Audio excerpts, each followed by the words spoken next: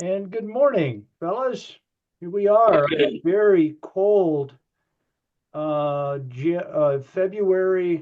12th today. Yeah, February 12th, um, 2025. And good morning to you guys. Steve, well, thanks once again for that chorus that you brought to us this morning. And let's move into John chapter 17. A few weeks ago, you guys, I'm sure you don't remember this, but I was kind of building up to this verses 20 and 21, which I called the wow.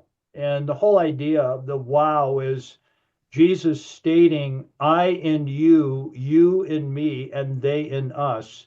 What that means, how do we think about that? And what does that in the practical sense mean? That is a wow. It's really something to think about. Truly a mystical but real union that followers of Jesus have with each other, and um, we can extend that according to our beliefs as far as we want to extend it, and of course, as stated within the text, with Jesus and the Father. So, and the anyway, that's a wow. Well, it just so happens we have another wow. We've got a wow in verses 22 through 23, which is really an augmentation of the first wow. And that's what we're going to move to this morning. Love these verses and really worthy of some thought in meditation. This is a phrase that you've probably heard from the text itself, that the world may know.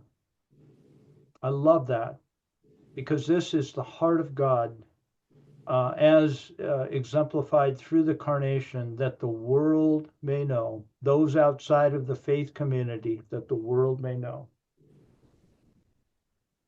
Last week we talked about, I ended up with this chart, and we introduced the idea of glory, which we'll talk more about today because it's within the text, and um, bringing it down to the practical level in our daily interactions. The idea within this entire text is that Jesus has received from the Father what he calls glory. He has extended that glory, given it freely to his immediate disciples, who will then give it to those who believe, which indirectly means us. There is something that was imparted and that is given to the follower of Jesus, and it's to be enacted within our daily interactions. And we ended up with this chart, the idea that, and so my little three in one analogy is to bring it down to the practical sense. What does this mean for you and I? Well, I'm suggesting that the three represents a 3 foot radius. Those people that come within our 3 foot radius several times a day, and one meaning our singular intent. And that when that occurs, that person takes precedent within our 3 foot radius, and we engage within that in that conversation or in that moment. That's the idea of three and one. Um, the center line represents what our default mode is, just being human. We tend to blank out on relationships that we probably subconsciously don't deem as important, like checking out at Lucky's, and we just this is about a transaction. This is not about a human interaction. That's natural. And my guess is we go through the line most of the time, as the center line shows, is neutral in and neutral out. Let's just not do any damage in the relationship. Um, so that's kind of our default mode. We none of us want to go into the lower line, the line going down, where we start with a neutral, and we're driving down Mulberry Street or South College Avenue, and somebody weaves in front of us, and and cuts us off, and it raises our anger just a hair. And of course we respond. Maybe we don't respond. Maybe a better analogy would be where someone is driving and they feel you cut them off and you get flipped off. That would be a neutral in and a negative out. We it's a good idea to avoid those kind of situations. Nobody likes that. um, the third is where we would like to move to, and that's the line going up, where we have a neutral entry point in an interaction in our 3 foot radius, and we leave that interaction, which could just be, it could be an hour, it could be 2 minutes, who knows? And there is some sort of positive interaction that's taken place. And I think it has everything to do with this idea of glory that we're going to talk about today. We have something. We don't have to try to get it. Jesus is saying that we have it. And all people have it. I mean, those who are within the faith community have been given something, and he calls it glory.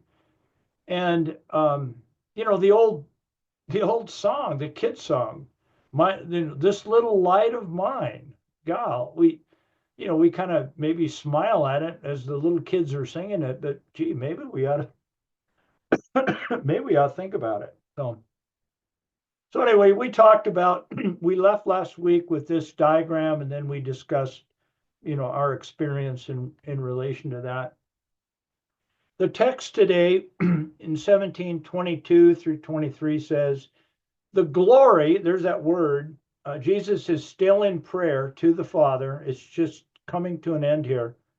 The glory which you, Father, have given me, I have also given to them, so that they may be one, just as we are one, I in them and you in me, that they may be perfected in unity, so that the world may know that you sent me, and you, Father, loved them just as you loved me. That is a wow. Overview. And then we're going to do this kind of as a higher level, and then we're going to dive into it. I think it's safe to say that the first them, there's them is stated twice within the text, one in 22 and one in 23.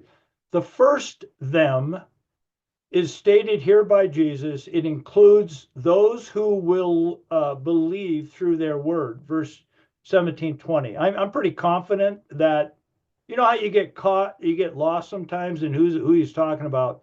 I'm pretty confident that the them in verse 22 is the same as the them in verse 20.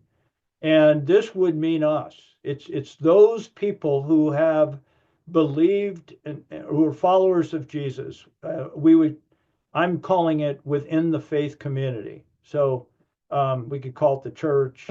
I'm calling it faith community. Therefore, as reviewed prior, the scope stated here in verse 22 can be understood as a perpetual intent for the faith community. It wasn't over at the end of the first century or the lives of the disciples, but I think we can all buy into the idea that it was to be continued on through the disciples. And the New Testament, that record that we have, the history of the church bears this out. And so there's that. Here is a diagram that we can think about what he's saying. It's a diagram of the flow of this text. He starts out with the idea of glory, and we'll look at what he's maybe a little more resolution. But something was given to him, he states in verse 22, Jesus, by the Father, and he has passed that on. It's done. The cross has not occurred yet. It is already accomplished. He has passed this glory on to the immediate followers of Jesus. And that glory is to lead them to this idea or be demonstrated within this idea of oneness. Oneness, that's what he's talking about. And within that oneness, what the oneness is to create, it's to reach full maturity, like a blooming. It's to bloom. The idea of perfected is maturity, and it's to find its fullness within the idea of unity. So oneness is correlated to unity. Note, there's two thems. There's the first them, the church, and the second them is the world, those outside of the faith community.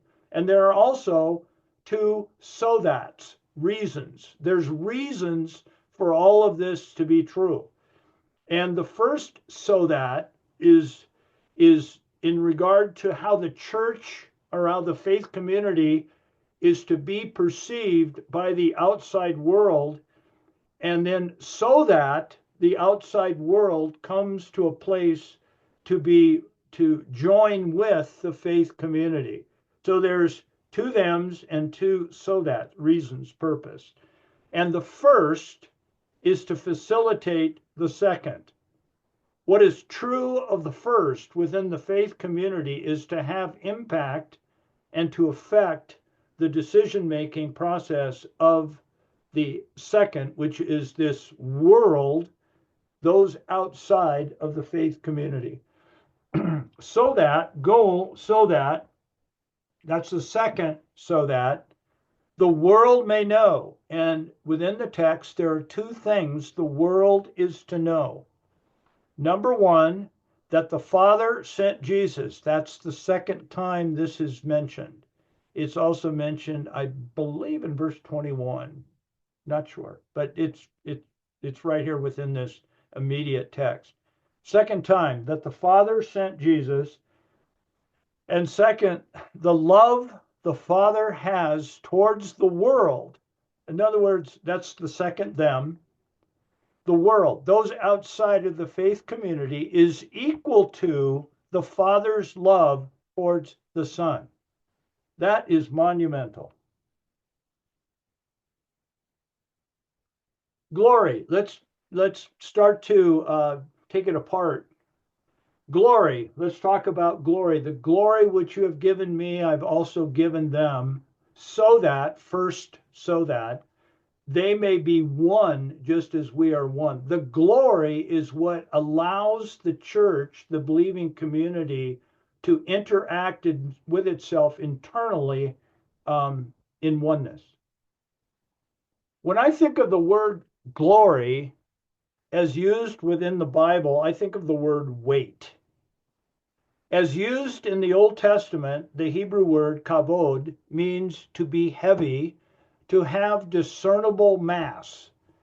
It carries with it the idea of a recognized significance, that which captures our attention like a beautiful vista or a fine work of art. My mind this last week has kept going because we're just finished up Christmas. I think probably all of you know what it's like to go to a gift exchange, like a white elephant gift exchange. Everybody gives a gift, brings a gift. You have a number, and you get to pick. You can either pick what's already been opened, or you can pick a new gift. Well, if the rules allow, there's always rules, and sometimes when I've done this, they've allowed us to feel the gifts. And so as I go through and I feel the gifts, I always consciously, I pick the gift that's heavier. If I pick up a package and there's no weight to it, I go, that's got to be some sort of underwear or something. I don't want to do that. I pick up something of weight. Oh, that maybe has batteries, and batteries means electronics, and electronics means interesting. So that's how my mind works. I look for weight, and I think you look for weight too. It's the beautiful vista or the fine work of art, and we call it a wow. Wow, look at that. Really captures my attention. Oh, wow. That is what is intended by the word glory, that there is to be a wowness connected with the interaction of the faith community uh, as observed by the world participant. Bill, go ahead. I just want to be clear on the so that's. I had to pull up the New English. That the first so that is that the glory you gave me, give them we one, I them, so that they may be perfected. So the perfection comes out of the fact that they were one. Yeah, That's your first so that. yeah, Okay, and then the second so that is being perfecting. So you and me. Then the second so that is on. That was the first. Let me check that out. I'm sorry. That was I'm sorry. The first one was verse 21, where they come in, so that the world may believe that we're you and I, and we are you, and you're and us. And then the glory I've given them. And then the glory creates a so that situation. Okay, I just want to clarify because when I see so that, my mathematical mind does this, then causes that. yeah. Yeah, there's a lot going on in this text. There's two thems and two so that's. So I'm not sure what you just said, Bill, but the first so that is in related to the faith community, that they could be one so that they can be perfected in unity. There's oneness that leads to unity. The second, this is the way I understand it, the second so that is the big so that the world may know that and then he lists the two things that the world may know, that the second first gives way to the second. Is that how you're seeing it? Yeah, you're muted, but I saw you shake your head. No, I get lost, and so that's there Yeah, because there's one I in the verse above it. Yeah. I understand that. I've looked at it numerous times. Okay. Thank you. Yep. Jesus states that this glory, which is a recognizable presence, it's something real given to him by the Father, he is now given to his followers. That'd be verse 22. The reason he can do so is because he is one in harmony with the Father, just thus his actions mirror the Father's intent. I'm really have moved away from the military analogy in relation to the Father and the Son. I think it's way overused that the general, the Father is the general and sits on the throne and he gives orders to the to the colonel Jesus. I think it is a harmonious relationship that they are both sharing together, and that relationship is everything to do with love. There's a harmony and a oneness. It's not about marching orders, in my opinion. I that helps me cast what I like is a what I think is a better perception. The glory has been given. This is important. It has been given. It's past tense. This is true because the disciples have been with Jesus to the degree that we are, uh, as a follower of Jesus, we now engage within this same relationship. And what is true of them is also true of us. We have been with Jesus. Now, it's in a spiritual sense, it's a different sense. But what is true of them is also true of us. We don't have to go through this magic, whatever it is, to try to receive something or work it up. It's already done to us. And it's because it's already been accomplished. Not me, but by the one who loves us. The disciples now share the glory, the immediate disciples. The purpose of this shared glory is so the disciples may demonstrate the same oneness demonstrated by the Father and the Son. This is all in verse 22. This means a consistent demonstration in how the faith community interacts internally, which is reflected of the father-son relationship. This is a mouthful. My goodness. So the tools, the ability, the power, whatever you want to call it, has been given so that they can interact in oneness, and that oneness is to lead to be perfected in unity. Restating what is verse 17:23, I and them. Now he's expanding this idea a little bit, and with the purpose, I and them, you and me, reason that they may be perfected in unity. Jesus restates what has been accomplished, I and them, and you and me. It's already done. The purpose for what has been accomplished, that they may, which means for this reason, what Jesus labels as perfected in unity. That's the reason for the glory to be given, so that oneness can occur, and that oneness is to reach full maturity uh, as unity. As is true of any, now I'm going to talk about this in two little different ways here. So I'm talking about the same thing. As is true of any living organism, a plant, the disciples have been given what is needed, glory, in this case, in order to collectively arrive at full bloom, their reason. This is important. Full bloom, unity, occurs as one is in relationship with others. There is no Lone Ranger cowboyism within the idea of Jesus. It's all to be done within a community, whatever that community looks like. It's not one flower, it's a grouping of flowers. It is a garden that he's talking about here. As we look at the unity state of our current faith community, let alone our history as a faith community, we may want to crawl into a deep, dark hole and cover ourselves with, what's the use? Why even try? Because we are at a low state, and I think common knowledge. This discouraging state is what drives some interpreters to drop the here and now and project out a bright future of what will be when Jesus returns. We often hear this state from Christian people who say, the world is going to hell in a handbasket. I just can't wait till Jesus comes. Okay, that's a very common phrase. I'm sure we have either thought it or heard it. But I kind of push back against that. I've really pushed back against it. Um, and I say not so fast.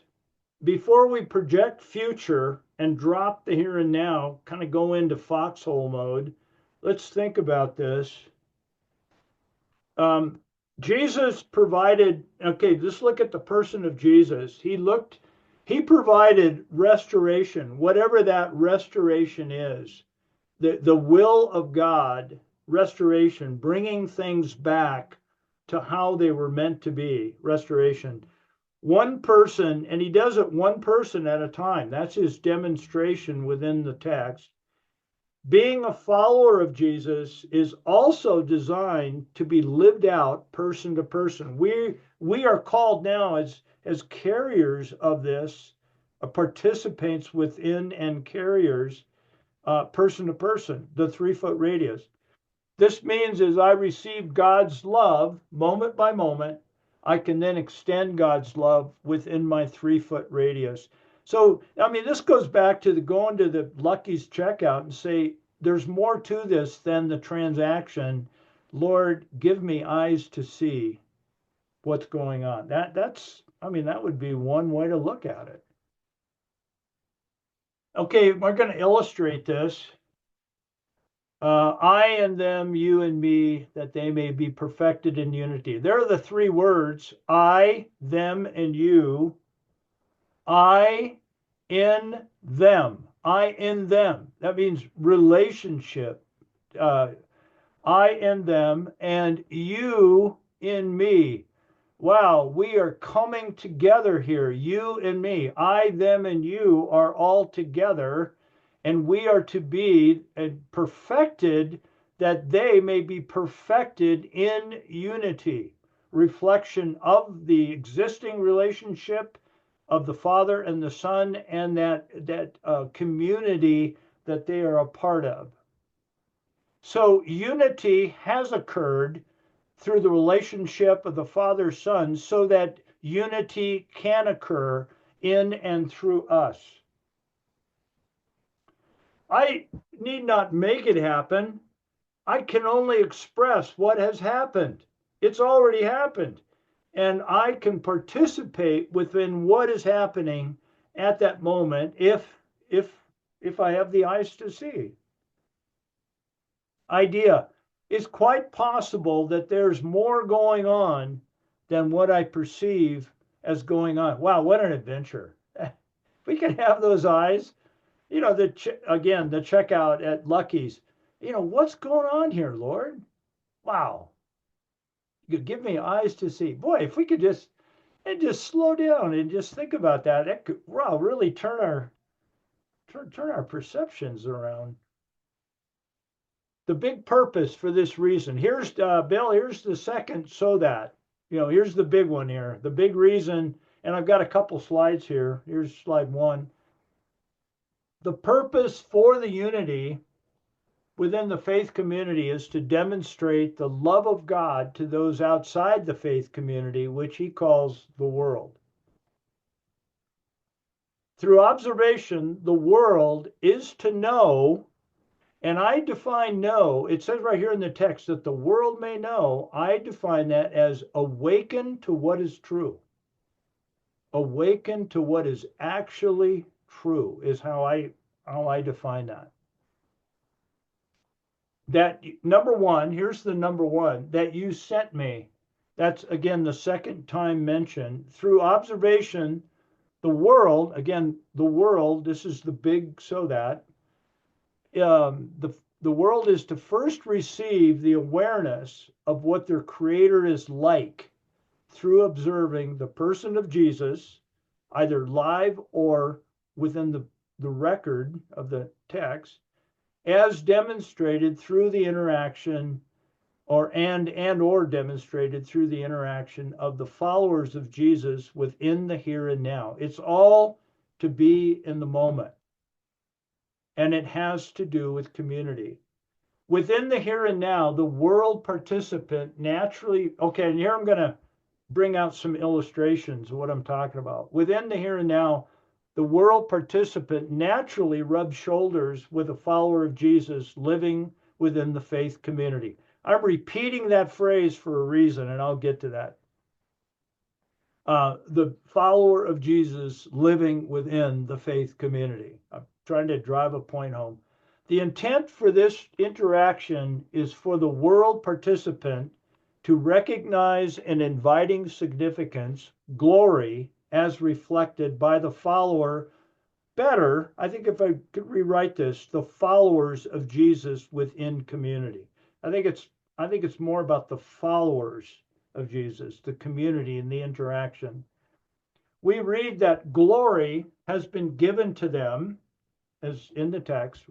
What has occurred within the disciple has weight, as we've already defined the idea of glory, and this weight draws others towards the community. And so here's a question this is not to be condemning at all, but to really maybe help us think, all of us, and I'm first in line. If my expression of Christianity is not drawing others towards Jesus, I really need to ask why. Um, in the old days, we'd cover our I don't have the gift of evangelism. There's another way to look at this. And I think that my expression of Christianity has everything to do with the effect on those around me. And so I think it's a good idea to be aware of that. And then here's the second reason that you, first one was that you sent me, that they would know, the world would know that you sent me. The next one, and this is the double wow, you love them, Father. You love them. The first phrase of, through the follower of Jesus living within the faith community, the world participant is to receive the awareness that they personally are loved by God. This means the follower of Jesus is to provide a welcome mat, or we talked about creating space. Remember the illustration about where a lot of us, a lot of my mind has been in a lot of my actions in the past, or perception has been, they're hollow people and they need to come over the barrier and become a solid person, and that's through, receiving Christ, what we call it, praying the prayer. Now it's really different. That my mind is now, I need to create space for you and be a totally, the three in one. You're in my 3 foot radius, and at this moment, I'm going to give you space to be who you are at whatever level it is. But I look at relationships entirely different. This means we throw out the welcome mat. We create space so the world participant feels seen, understood, and safe, versus the idea of the other person feels objectified. Through this interaction, the world participant is to feel loved by their creator regardless of their current state. And then note, okay, here's where I say it. Note the reoccurring phrase, follower of Jesus living within the faith community. That's all that's all by design, because I think what Jesus is teaching us is that it is, yes, the individual in relation to the faith community that they're involved with that has the power, the drawing power for the non participant at this point. Because receiving love is so difficult for us humans, Jesus provides one last descriptor to drive it home in regard to how much the world participant is loved by their creator. The world participant, world participant, regardless of their current state, is loved by their creator to the same degree that the Son is loved by the Father. I honestly, that is a mouthful, and I don't know how you can get around that. If we read that text, Jesus has said it right here. That is absolutely amazing. Thus, we, and there's only we. Okay, I've got this. I want to throw something out here. I've had the privilege to be involved in writing 2 books, along with the wonderful help of Mike Hamill. The first book, this isn't by design, but this is kind of an outcome that both of us, it makes us smile. The first book, Birth Thought Behavior, of which I've given you guys a copy, is about the unconditional, relentless, all-inclusive love of God as expressed through Av.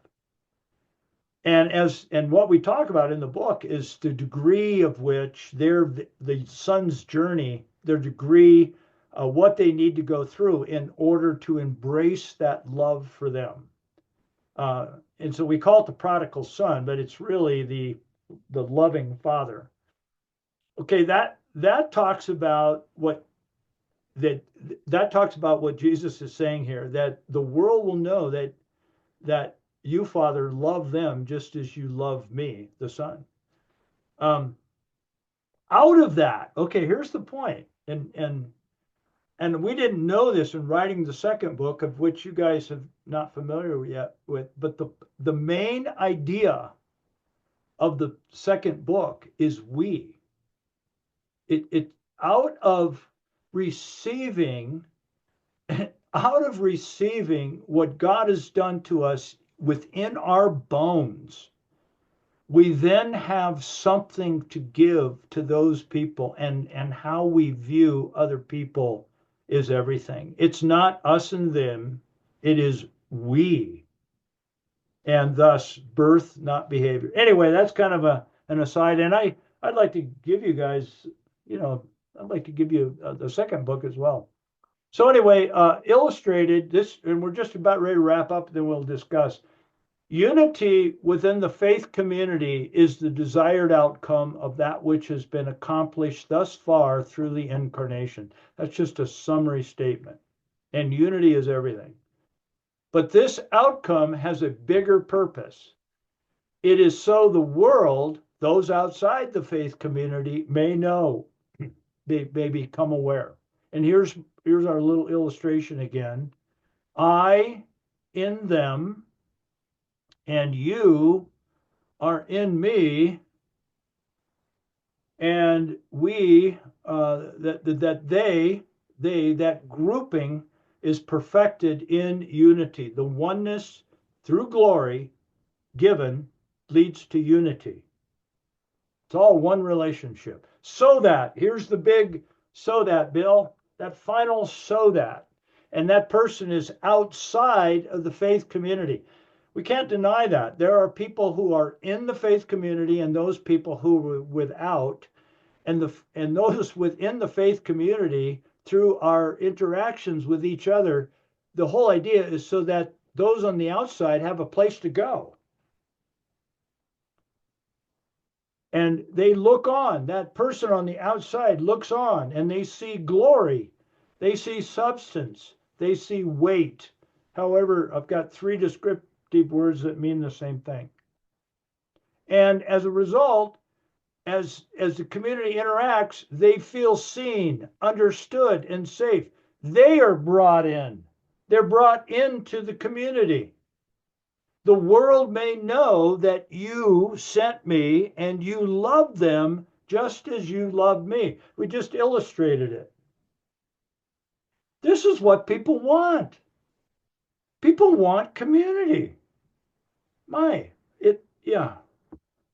And we've made it so hard. And it is this which brings life here and now. And we could look at John 10:10. I've come to give you life and to give it more abundantly. And it means right here, right now.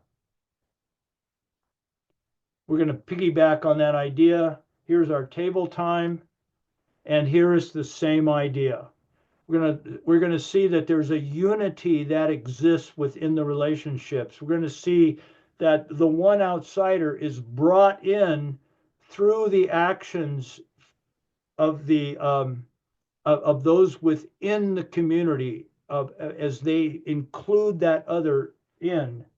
And that's the idea. It's this that people want. People want community, and it's this which brings life here and now. It's the world participant, and there's very clear, the world participant who is to make the move towards the faith community. Yeah, I don't know any way around it. That's what Jesus is talking about. I'll get that in a minute, Vince. They are to move within the faith community. That's what Jesus is saying. However, where we really have fallen short is this one. What is also true is that the member of the faith community is to make the first move through creating space for the other. That's where we need some work. We create space for the other.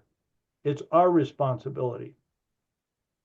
And here's the question: what are your okay? Before we go to that, Vince, what's your comment?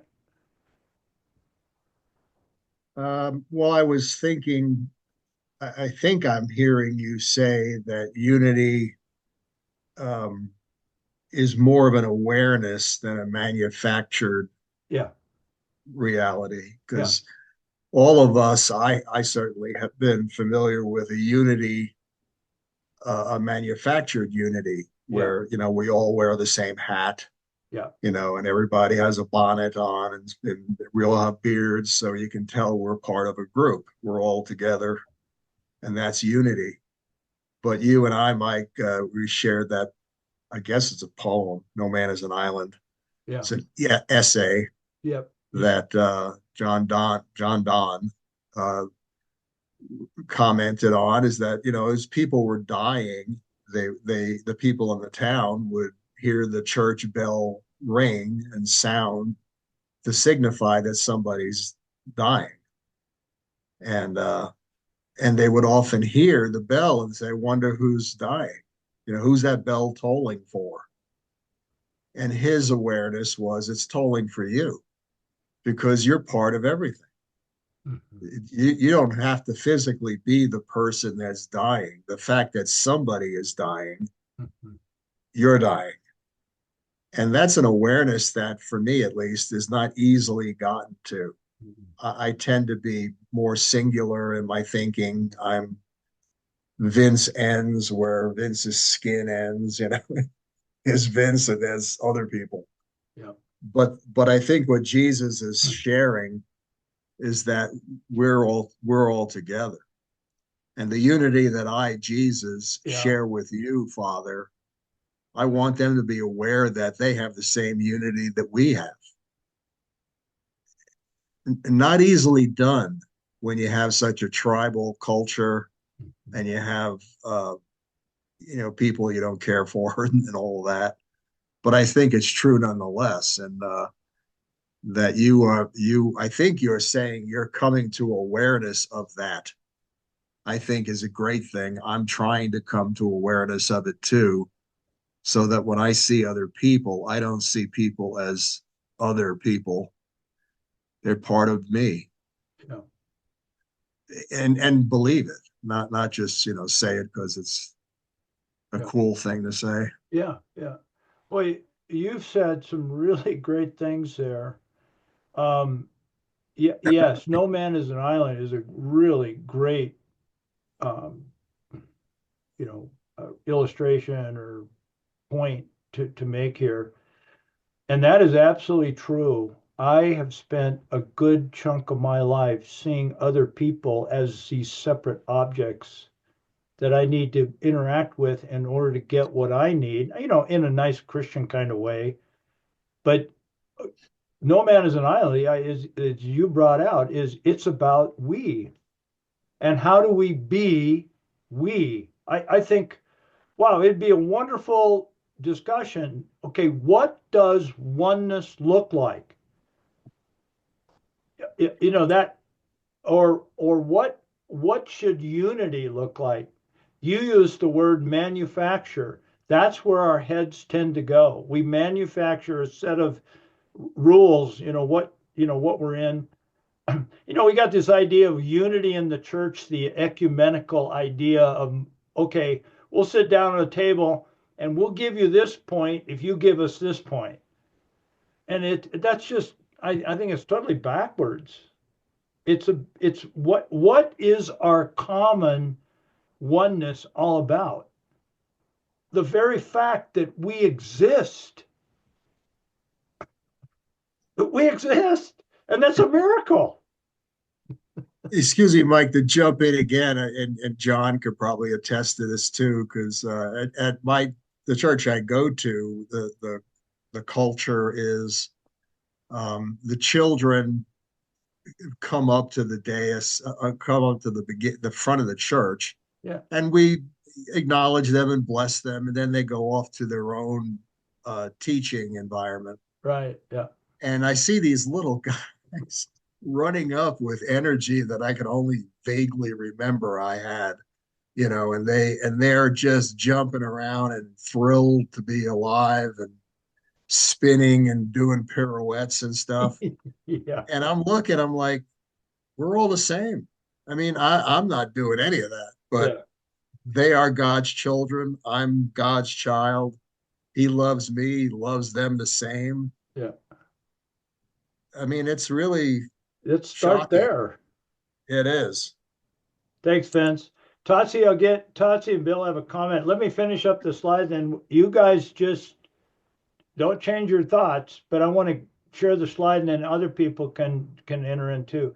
So the table time is going to be, what are your thoughts in regard to this idea that we're talking? Vince and I have already started talking about this. How can this work? And then the last, I mean, that's one thing we can. Whoa, got the wrong mouse. Um, and then here's our other question. I mean, just to stimulate some conversation. What do you see as your role in regard to those who are outside the faith community? Okay, yeah, we would call them, part of the world. So, Tatsi, you go first, and then Bill, and then any other comments. We want to hear your comments. So,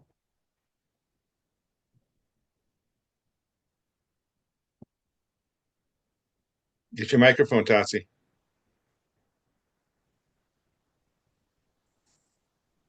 Still not on. yeah, we can't hear you. Yeah. Tatsi, I think you need to work on your audio, and then we'll come back to you. Don't lose that thought. Bill, what are your thoughts? Well, unity is going to be an interesting definition. And there's a lot of other things, but the one thing Jesus stressed a lot of times was critical to unity. That they're going to, I mean, Barnabas and Paul had a Donnybreaker of an argument, and split up, and that was the church.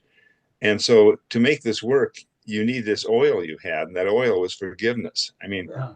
it is that was critical to make the place work. It's Yeah. something people rub each other the wrong way, and then they need to forgive each other, and that would. Oh, that's good. It's a big element to unity. I thought that.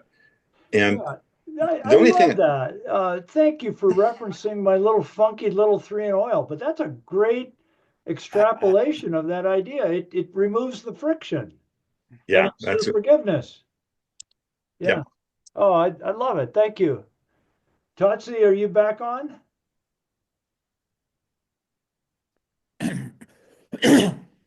It's his headset. Yeah, Maybe I take think your it's your headset headset. off, Tatsi, and just unplug. You could unplug it, Tatsi. Thanks, John. Now can you hear me? Oh yeah. Yeah, loud and clear. But now I can't hear you guys that much. Okay. I just want to share that Genesis Project had their 10-year uh, uh, event, okay, happened this weekend. Genesis Project, I don't know if you're aware of it, but it was actually formed to draw in and really show love, Christ's love to people who are on the outside of so-called the religious community. People that are drug addicts or have sexual addiction problems, all of those things that are outside of the community. So this was actually purposely formed, okay, in the former strip club. Okay. And one of the major reasons why it was in the strip club was the guy that owned it actually came to Jesus and wanted to use it for the purpose of drawing in those people that were in the so-called rejected community. So the church has grown in terms of not only physically, but most importantly, from a number standpoint, in terms of the majority, a large majority of the people are from the so-called rejected part of society. That's neat. Tatsi, I don't think I didn't know that. I didn't know the history of the Genesis, thus the word Genesis. That makes perfect sense. A new beginning. Out of nothing, a new beginning. That's what God does. It's just, yeah, very good. Carl, you raised your hand. I was just thinking you're first up here on the screen. It's the world participant who is to make the move toward the faith community, Yeah. but it's the member of the faith community to make the first move. That's very interesting. I would ask the question, we that are within the church body, many different bodies and many different places, as the world sees us, do we have something that they would like to have? Are we attractive to them? Right. Are we making ourselves attractive to them? I guess would be the question. And perhaps there's a lot of communities that exist solely for themselves, and all the, let's use the word, rituals that they participate in. But that is something I don't believe is attractive to the outside world. Could you say that again, that last phrase? I That's didn't quite get something that. that's something that isn't attractive to the world. What is not attractive from what you just said? The things that we participate in. I use the Oh, example of rituals. yeah. As you walk by, we don't have a church building. We just meet where we can find open space. We have met over at community centers, and you walk by this one particular church, and they lift up a bunch of banners in their church service. Yeah. They have all these banners that they're lifting up. Somebody walking by down the hall, somebody like me, Yeah. or like an unbeliever walking by, is that something they would be attracted to? I would highly question that. Now I'm not just poking them out, but what if they walk by our church? And I've stood at the door inviting people to come in. And I think maybe I've only had one person come in and sit with us for a while and listen, see what's going on. But what did the early church see that drew them in? The early church grew in numbers phenomenally.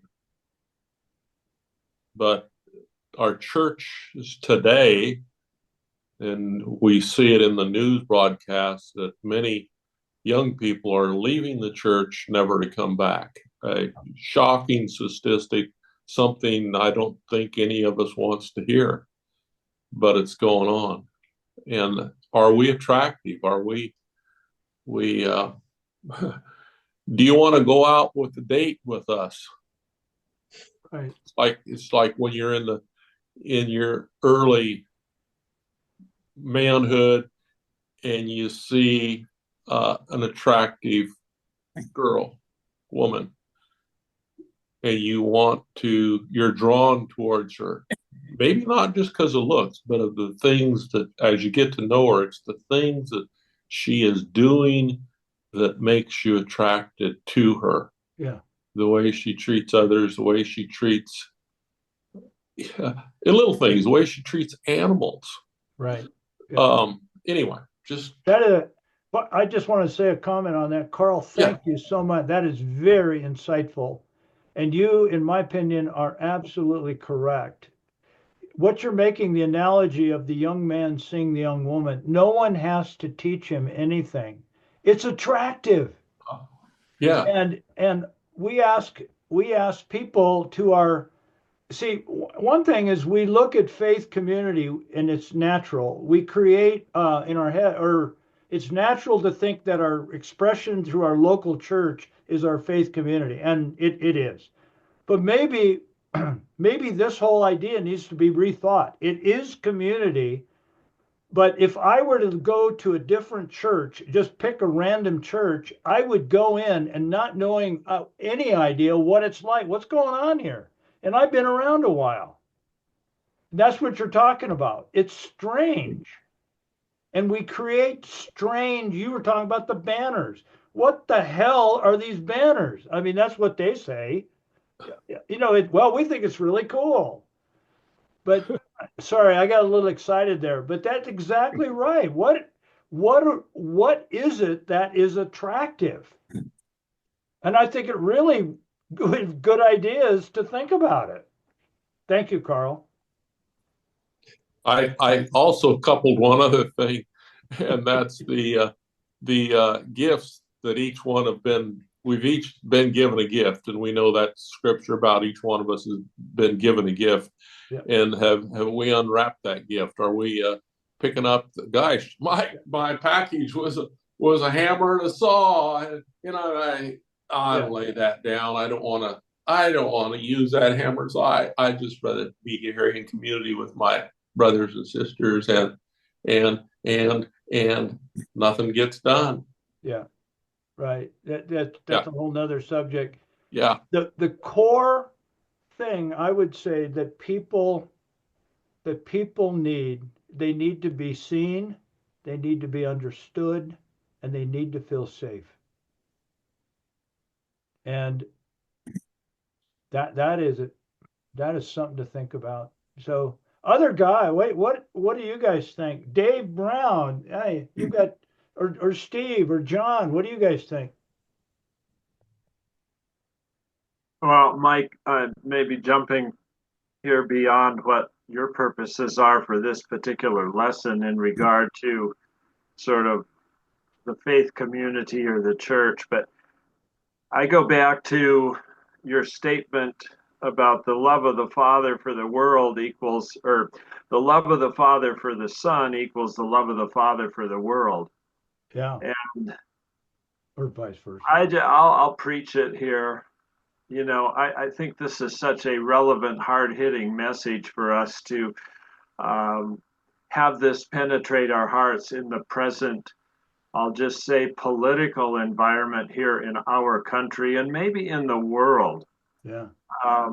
It is so easy to sort of objectify the folks on the other side of the political spectrum or the other side of the aisle, or maybe I'll just say on the other side of the world, to actually feel and not necessarily love, but to see them sort of the way you have urged us to see the checker at Lucky's, Yeah. to see them as individuals loved by God. Yeah. Not necessarily agreeing with them or agreeing with what they have done or what they intend to do, but to recognize that they are individuals with flesh, with hearts, with Yeah. it's just so easy to feel like, yeah, we don't hear the bell tolling the way that Vince talked about Right.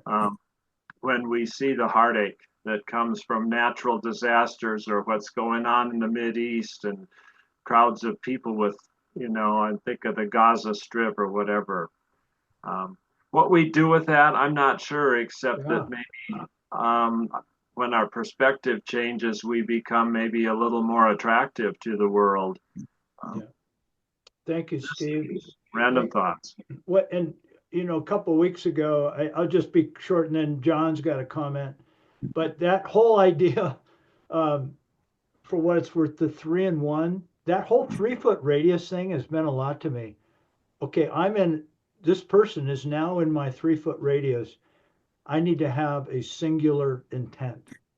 That is bringing me into focus, and I'm kind of having fun with it. So, Steve, thanks for your comments. No true. John, yeah, go ahead. Yeah, just quick. Mike, we've read a similar book, The Soul of Desire by Kurt Thompson, a Christian psychiatrist. Yep. But he would say we all need to be seen, soothed, safe, and secure. Yeah. So we need to experience this, and it's called a secure attachment.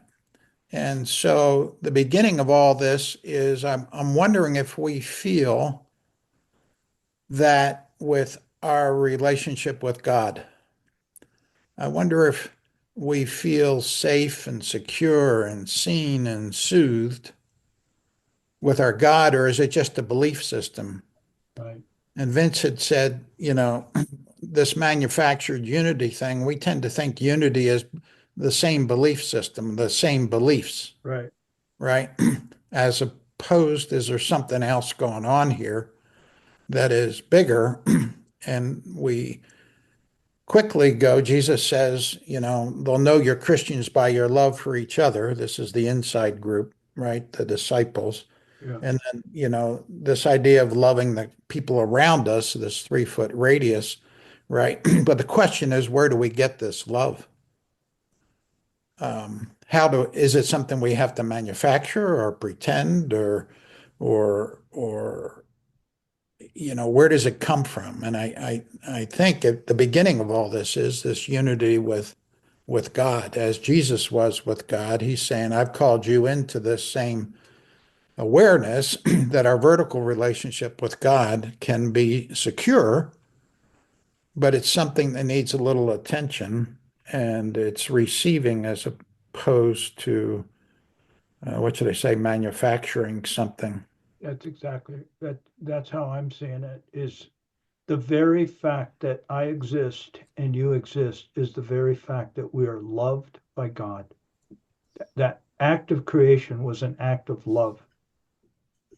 And that that, as Kurt Thompson says, we need to allow that to penetrate to our bones.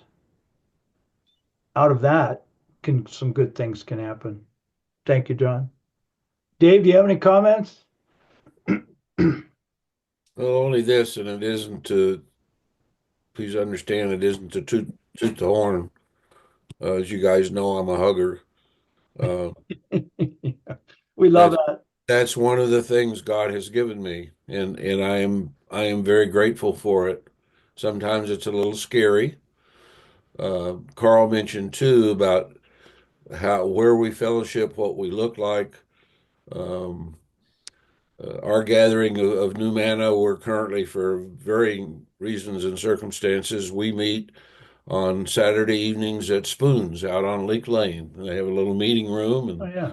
we're in there. And we can have soup and salad and whatever. And the crew there is younger, the work crew, and so this last Saturday, there's a young lady who's fairly regular there, and she, visually, she's one of those. Her hair is dyed, and she's got various rings and Yeah. all the rest of this. But I'd always sense um, this sweetness behind the visual, whatever. Mhm. So Saturday, after she took my order, I said, "Come around the counter here a minute." And she looked at me, and I just reached out and I hugged her. And I said, "I want you to know that the Lord my God loves you very, very much."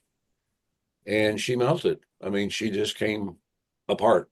Way to go, Dave. And we didn't have the time. I mean, I don't know that girl, I don't know her. Yeah. But God knows her. So I'm very grateful that I was able to exhibit love. Now, maybe the door is cracked open and, we can go a little bit further. My only point in sharing this, and it's been alluded to here, and it's my doobie doobie doo. Listen to what God wants you to be, and don't think you have to be something that you're not. If we will each do what He's called us to do, then things will happen. Dave, that is an absolutely wonderful thing to end on. How can it work? That right there is how it can work. There are numerous ways, but that's Dave's way because Dave is a hugger. You guys, that was wonderful. Thank you guys for your attention. Dave, way to end that on a home run. That was good. And we'll see you. We'll be here next week. So we'll see you guys next week. Um, wow, what a text. Have a good week, fellas. Bye for now. Thanks, Mike. Yeah, Thank thank you. you guys. Hey, Steve. Hey, Carl.